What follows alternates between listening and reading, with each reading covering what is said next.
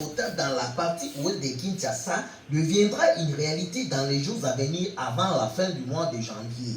Annonce faite par les ministres des Ressources hydrauliques et électricité Olivier Mwenzemou Kaleng lors de sa descente ce samedi 14 janvier 2023 à la nouvelle usine de traitement d'eau de la Régie des eaux Ozone.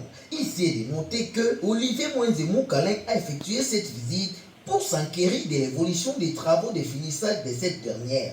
Ils étaient accompagnés du directeur général adjoint de la Régie des OSA, l'ingénieur Jean Bosco Mwaka Indeli, du directeur provincial de Kinshasa, Raymond Matundu, ainsi que de quelques directeurs des agents invités à cette circonstance. Satisfait de l'évolution des travaux, Olivier Mwenzemou Kaleng, ministre des Ressources hydrauliques et électricité, nous en fait le point.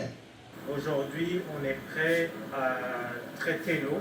Donc, le point de captage refoule l'eau jusqu'à l'usine et l'usine est prête à traiter et les essais ont été concluants. Nous avons une eau de très très bonne qualité, une eau qui répond aux normes de l'Organisation mondiale de la santé.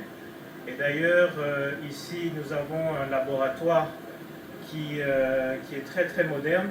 Ce laboratoire, je profite de l'occasion pour dire qu'il pourra aussi servir de laboratoire pour vérifier la qualité de l'eau des forages. Ce sont des forages privés qui n'ont rien à voir avec la Régie des eaux, mais ils pourront venir vérifier ici la qualité de l'eau contre des frais qui seront facturés par la Régie des eaux. Donc, pour tous ceux qui ont des forages, il faut savoir que nous avons un laboratoire de très très bonne qualité en mesure de vous donner l'état de la qualité de l'eau des forages et même des autoproducteurs d'eau. Donc nous sommes très très satisfaits et avec beaucoup de confiance, on est prêt à lancer cette usine de production qui va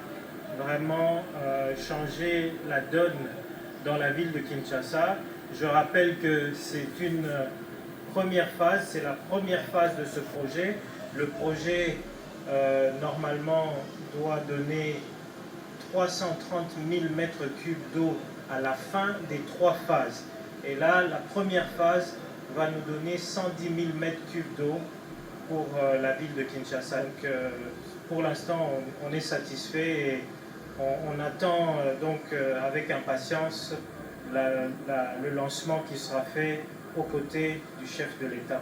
L'infatigable homme du terrain, l'ingénieur Jean Bosco Mwaka Indele, n'est pas resté indifférent face à cette visite.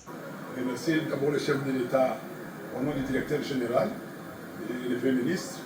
Nous voulons d'abord assurer que nous sommes prêts pour faire fonctionner cet ouvrage.